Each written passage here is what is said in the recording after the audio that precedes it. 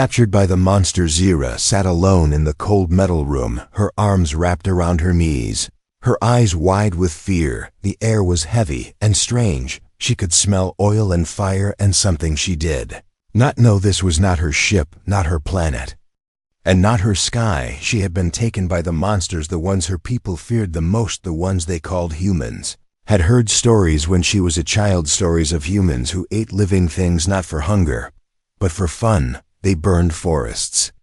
For heat, they drank water from the mouths of dying rivers. They laughed while other creatures screamed, and Zira always believed they were not real, until now she remembered the blast, the shaking, the red lights flashing on her ship, the screams of her crew, then silence, then cold, then light, and then the faces. Their faces had no color, only skin and eyes, cold eyes like stone. They had taken her without words, just needles, lights, and metal. Now she was here. There was a small light in the ceiling, and she watched it blink once, twice, and again. She counted because it was the only thing she could control. 3 seconds on, 2 seconds off, again and again. The door opened with a slow, loud sound, and Zira held her breath. She did not scream. She did not run. She only waited. A tall figure walked in. His steps were heavy. His eyes were sharp. His clothes were black and full of strange shapes and colors. Zira thought he looked like a shadow wearing armor. He stopped in front of her and looked down. She looked up and waited for pain, for fear, for death. But he said nothing. He took out a small box, pressed it once, and then spoke. "You are safe now," he said, his voice deep but soft. "We are not going to hurt you." Zira did not believe him. She knew humans lied before they killed. She had seen it in the memories of her people. They show you peace and then take your fire. Man placed the box on the ground and stepped back. He reached into his bag and pulled out a small container. It had food in it. Something warm, something smelling sweet, but strange. Zira looked at it and then at him. He nodded once and sat down on the floor, his eyes watching her, but not with hate, more like waiting. She did not move. She only stared and listened. The ship made soft sounds like breathing metal, like a heart made of wires and steel. She could feel it all around her. "What is your name?" the man asked after a while. Zira did not answer. She had not spoken her name since the attack. Names gave power, names gave truth, and she was not ready. The man sighed and leaned his back against the wall. He looked tired, maybe from war, maybe from travel, or maybe from something deeper. "Zira could not tell. My name is Captain Reyes," he said. "I lead this ship, but I do not own you. We found you floating in an escape pod, barely alive. We took you in. We fixed your wounds. We gave you food. And now we want to talk." Zira still did not speak. She did not know what trick this was. Maybe he wanted her to speak first, so he could break her. Maybe he wanted her to thank him, so he could laugh. But then Reyes did something strange. He closed his eyes and whispered something, not in her language, but it felt like a prayer, not a command, not a lie. Just a soft sound for the stars. Zira blinked. For a moment she forgot her fear. Why, she said, her voice dry and soft, "Why not kill me?" Reyes opened his eyes and looked at her. "Because you are not our enemy," he said, "and because I believe you are important." Zira shook her head. Slowly. No one ever said she was important, not even her own kind. She was a junior scout. She flew small ships and scanned planets. She was not strong, not special, just alive. He stood up and walked to the door. He picked up the box with the food and placed it near her feet. Then turned to leave. "Eat if you are hungry," he said. "You will not be harmed, not while I am here."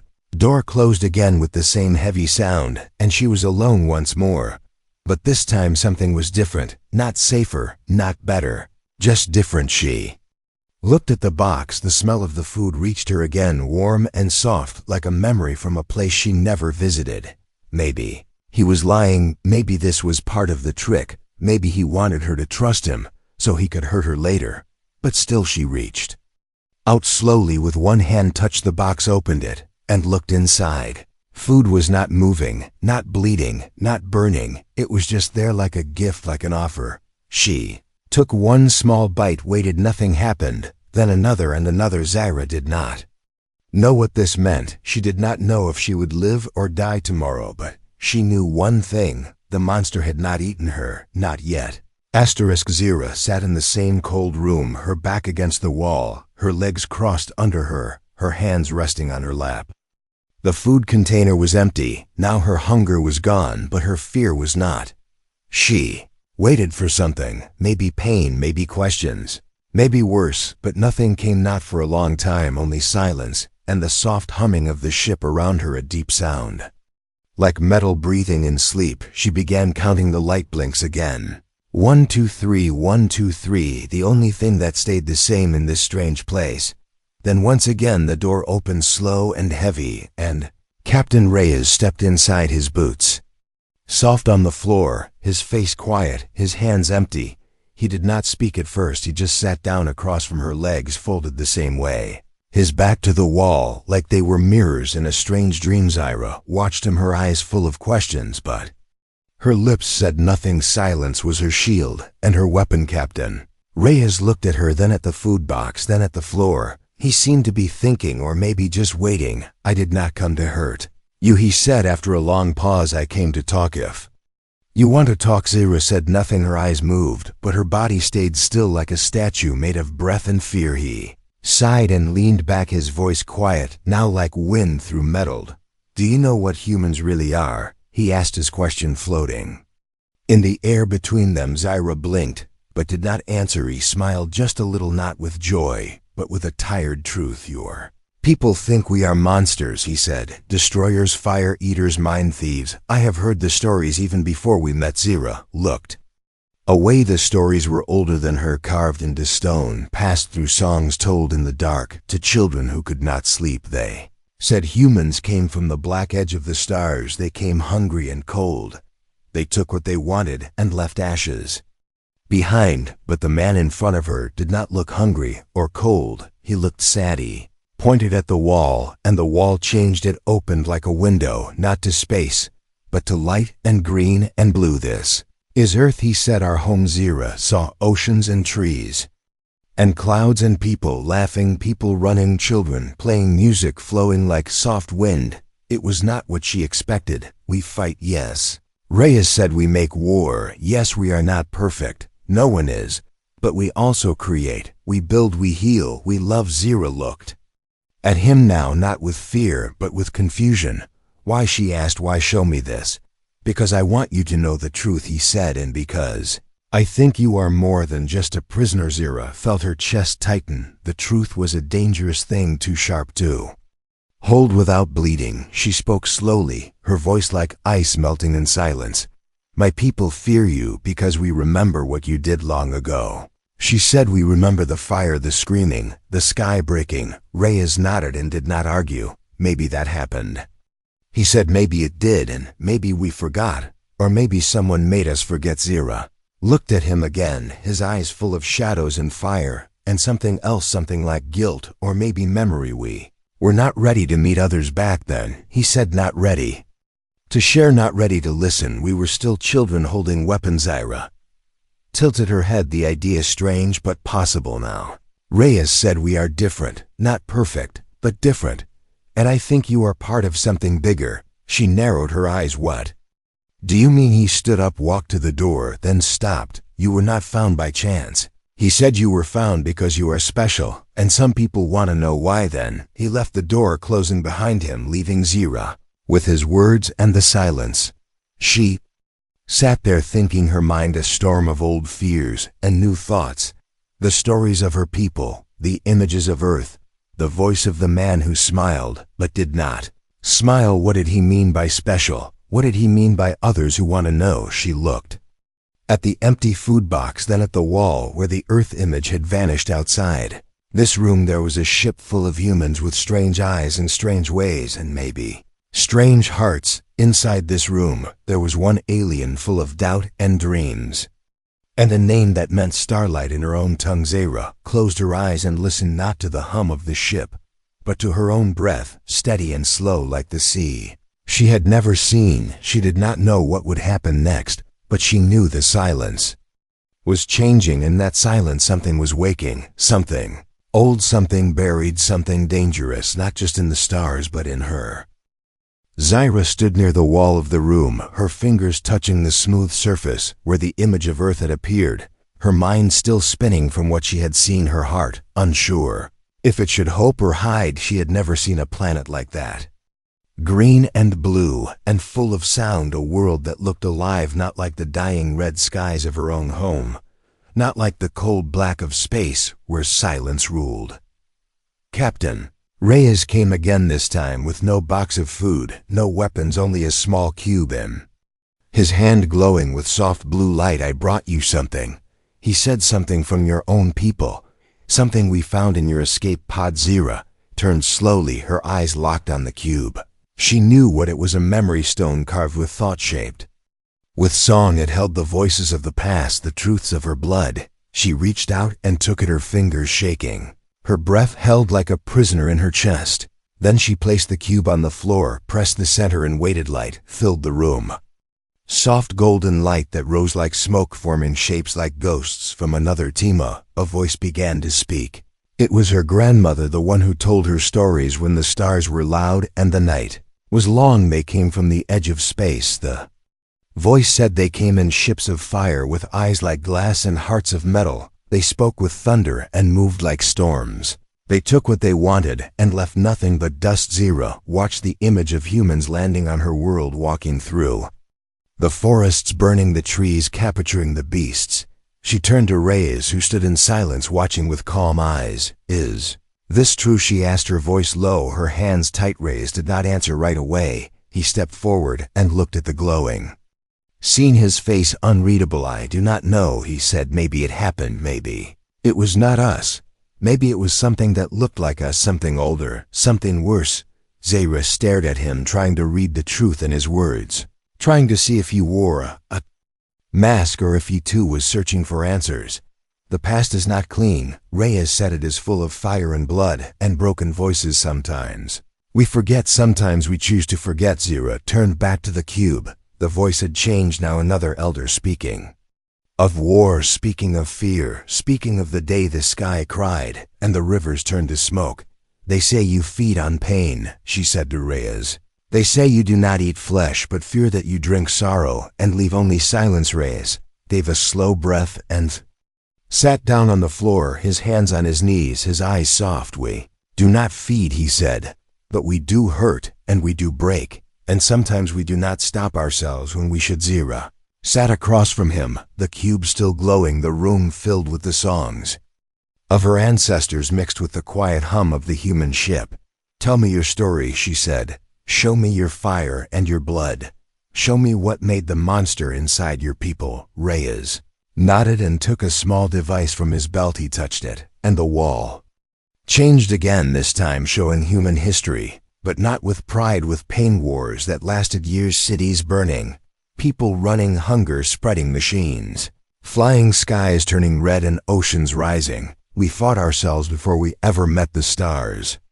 He said, "We destroyed more than we saved, but somehow we survived and we learned to look up again." Zira watched images of humans helping each other, building homes, saving forests, singing songs for peace, writing books for children who feared the night. She felt something strange in her chest, not fear, not anger, something soft, something that ached like old light reaching after years of travel.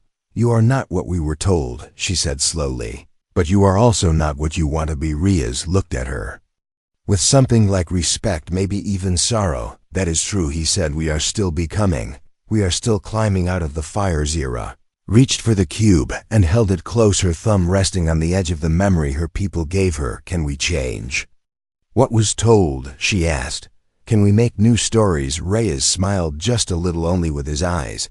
"We can try," he said, "but only if we tell them together." Light faded and the room grew quiet again, not empty, but full of something new, something like a beginning waiting to be written. Zira looked at the man across from her, the human, the monster, the mirror, and wondered if the stars could forgive what fire had done. Outside the room, the ship moved through space, silent as always, carrying two voices, learning to speak across the darkness. Asterisk. The lights above her blinked slowly, and the floor beneath her feet felt warmer than before. But Zira knew warmth could lie, just like voices and smiles and stars that shine before they die. She walked behind Captain Reyes through the long silver corridor where the walls hummed with quiet machines. each one alive in its own way, whispering codes and languages. She did not know Reyes did not speak much this time, his hands behind his back, his steps slow and heavy like someone carrying more than his own body. They reached a door that opened without sound, and inside the room was white. Too white, the kind of white that hides secrets and memories, and things meant to stay forgotten. A woman stood inside. Her skin pale, her eyes sharp, her hair tied back like a soldier. But her clothes said she was a thinker, not a fighter. This is Dr. Ellen Reyes. Said she will not harm you. She only wants to know what makes you special. Zira stepped forward, careful but curious. The word special felt like fire and ice at the same time. It could mean power, it could mean danger, it could mean both. Dr. Ellen held out her hand, but Zira did not take it in. Instead, she looked at the table, the machines, the glowing panels, the small chair in the middle of the room. What is this? Zira asked, her voice clear, but not loud. A test, the doctor replied, not painful, not dangerous, just answers. We need answers. Zira looked at Reyes. His face gave no signal, no command, only waiting. She walked to the chair and sat, her fingers gripping the edges, her back straight, her eyes wide. The doctor placed a small patch on Zira's arm. It was warm and soft like cloth, but it moved like water. Then it lit up with colors and lines and sounds. Blood scan complete, the machine said. DNA structure active, unknown codes detected, processing now. Zira felt nothing, no pain, no heat, only silence that stretched longer and longer until the doctor's eyes widened and her lips moved without sound. What is it? Zira asked quietly. The doctor looked at Reyes, then back at Zira, her voice now different, slower, sharper, filled with thought. You carry memory, not just your own, but from those before you. Generations of memory locked inside your cells, past like stories in blood. Zira blinked, not understanding, not fully, the idea too large, too deep. That is why the dreams feel real, the doctor said, because they are not dreams, they are history alive inside you. Zira stood slowly, her heart racing, her breath cold.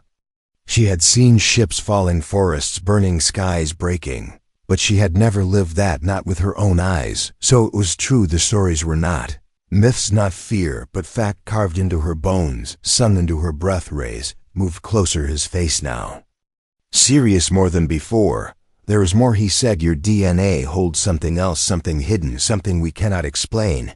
It reacts to our technology in ways we have never seen. Zira stared at him, her mind spinning like stars around a dead sun. What does that mean? She asked, her voice almost breaking.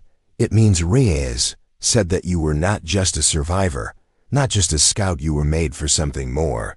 And I think someone knew that. Zira turned to the doctor, who was still watching the data scroll across her screen, her fingers frozen above the controls. This is not natural, the doctor whispered. This is designed. Someone made her this way, or guided her blood to carry this map, this memory, this power. Zira felt her knees shake, but she stayed standing, her hands now cold, her thoughts now louder than before. Who would do this? She asked, and Reyes said nothing at first, then spoke a name Zira had never heard before, a name that felt like smoke and metal and secrets. The Prime Circle, he said, the ones who pull the strings in shadows, the ones who choose what truth survives and what burns. Zira stepped back, her mind full of noise, full of names and images and voices from the past, now screaming to be heard. They knew, she said. They always knew. Reyes nodded and looked away. And now they know you are awake, he said, and they will come. Machine gave one last sound and shut down its lights, fading like the last breath of a dying star. Zira looked at her own hands, wondering what lived inside them. What fire, what light, what truth. The room felt smaller now, not from size but from weight, the kind of weight that lives in secrets.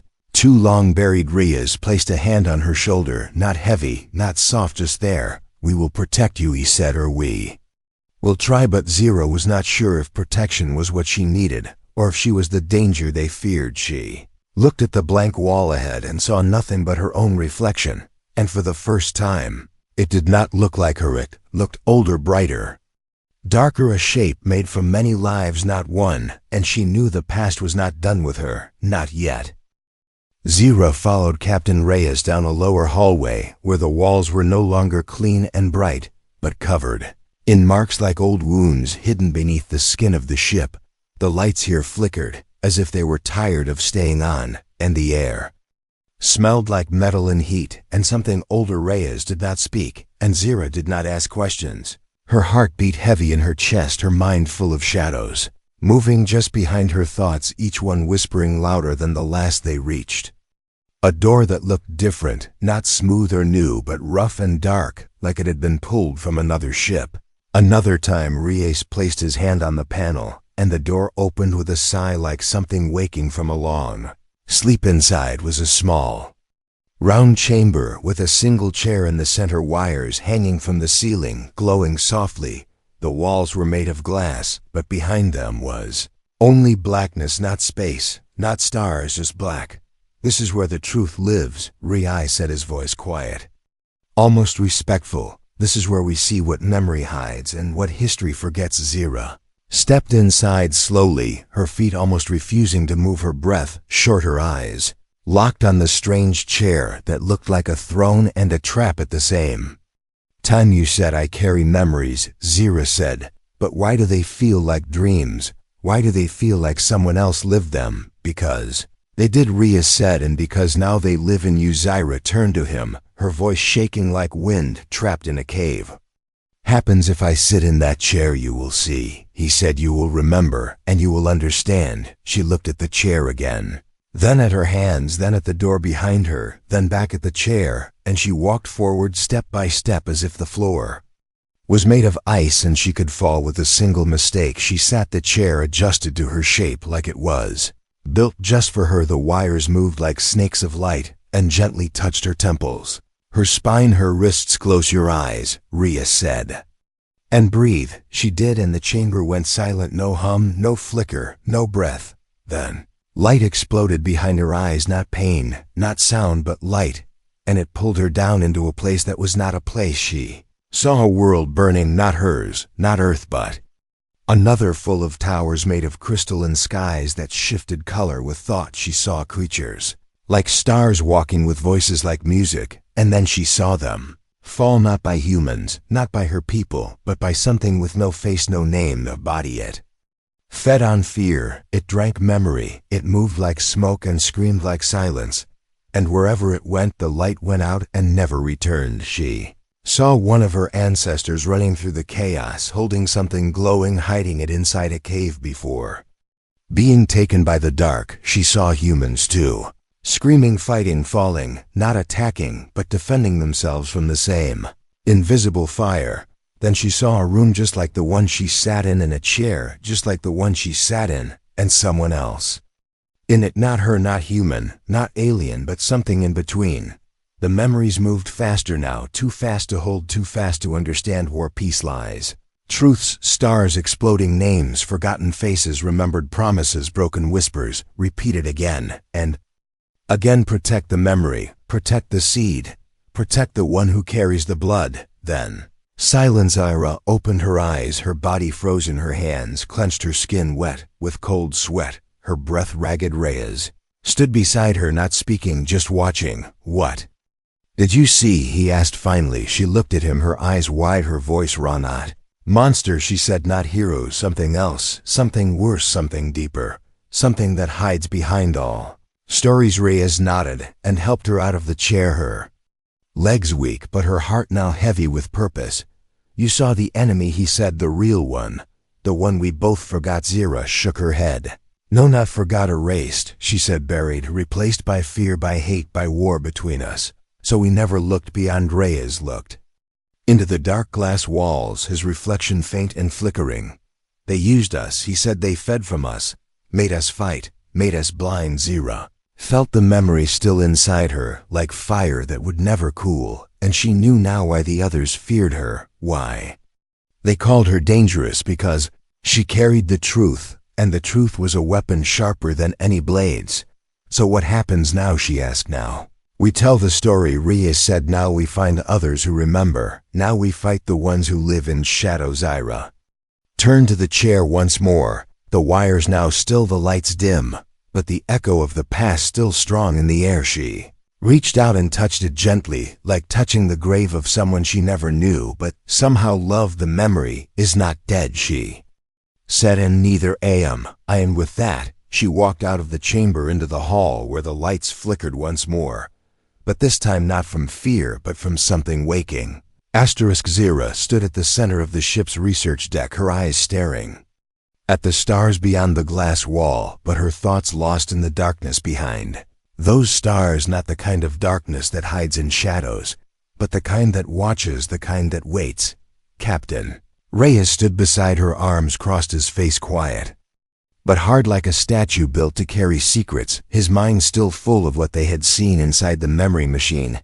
Images too deep to forget and too dangerous to speak. They are not gone, Zira said, her voice like wind moving through ruins. They are still here, watching, listening, feeding. Reyes turned to her slowly, his eyes sharp as fire and cold as stone. You mean the ones in the memories, the ones without shape? Zira nodded. The names were long forgotten, if they were ever known at all, but the feeling of them, the sound of them, that was still alive in her blood, in her bones, in her breath. They do not eat like us, she said. They do not want food. They want fear. They want war. They want chaos. They want pain, because pain makes people loud, and loud minds are easier to taste. Reyes walked toward the center panel and touched a screen. It lit up with maps of space, paths of ships, networks of colonies, and data flowing like rivers made of light. They hide behind systems. They hide behind wars. They hide behind. Hey, he said, and they use both sides to keep the fire burning, so they can drink the smoke. Zira felt her skin cold, as if the stars were no longer light, but eyes without lids, watching without blinking. Dr. Ellen entered the room holding a small device, her face pale, her hands tight around the object, like it could break the moment she loosened her grip. We found this on the deep signal logs, she said, a pattern not human, not alien, something else. Something we did not place there. Zira walked over slowly and looked at the device. It showed waves of sound, but not sound, patterns of thought, like voices without mouths, speaking without words. She listened and felt her heart twist, because she had heard it before, not in this life, but in the echo of the memory machine, in the fire dream, in the scream of the forgotten. It is them, she whispered. They are calling each other. They are waking. Again Reyes took the device and stared at the moving patterns, each one a whisper, each one a bite. So they never left, he said. They only went quiet, so we would stop looking. Zira turned away, her hands clenched, her breath sharp, because now she understood. Now it was clear. They made her, they shaped her blood. They planted the memories so she would carry them through time, not to destroy, but to warn, to remind, to light the fire that reveals the hidden. We cannot stop them alone, she said. They have roots in every mind, every system, every lie we believe. Reyes stepped forward, his voice calm but full of storm. Then we show the truth. We show all of it, not just to our leaders, not just to the brave, to everyone, to every planet, to every voice. Dr. Ellen looked afraid, her lips parted, but her voice slow. If we do that, they will come for us first. Let them come, Zira said, because I am not afraid, not anymore.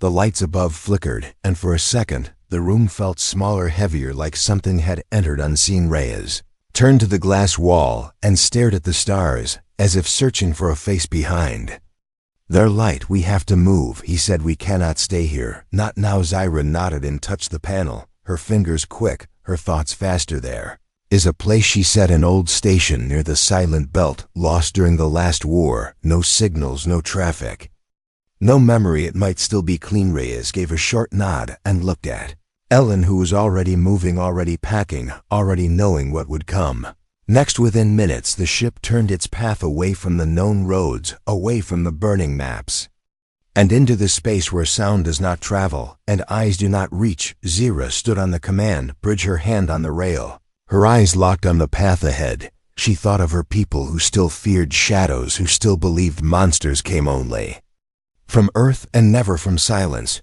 She thought of the humans who still chased war, who still trusted orders, who still looked away when the stars whispered too loudly. And she thought of the creatures who watched them all, who fed on the fear, who smiled with hunger when the lights went out. We are not food, she said softly, and not just for them. but for anyone who thinks silence means safety. Reyes stepped beside her and looked into the dark, his voice steady like the ground before a storm. Then we make noise and we wake the ones who forgot how to fight, and the ship flew deeper into the void, not to hide, but to find the truth that waited where no one dared to look. The old station floated like a dead god in the dark, its surface cracked, its lights broken, its voice long forgotten. But Zira felt something inside it, something alive, something waiting. Captain Rhea stood at the airlock, helmet on, armor-sealed eyes sharp. He watched the old codes blink green as the doors opened with a hiss like the breath of something ancient and cold. Zira followed behind, her own armor lighter, but her spirit heavier. She had seen what lived behind memory. She had heard the whispers that crawled like spiders across the mind, and now they had come to end it. Ellen stayed behind on the ship, watching every signal, every sound, ready to send word if the shadows moved too close. But even she knew they were already inside. Not just the station, but everything. They entered the core chamber, once a command room, now silent. Dust hanging like ghosts frozen in the air, but the machines were not dead, not all of them. One still blinked, one still called, and Zira answered. She placed her hand on the console, and the light spread across the walls, a wave of blue fire waking the memory inside metal and glass and silence itself. Images came without sound, first shapes, shadows, teeth, eyes, not human, not alien, just wrong, like something that did not belong in light. Reyes raised his weapon, but Zira lowered it, her voice calm, her eyes wide. Weapons do not work on fear, she said. You cannot shoot hunger, you must show it its own face. The machine listened and opened more, not just to her hand, but to her blood, to her memory, to the map carved in her cells, and the truth filled the room.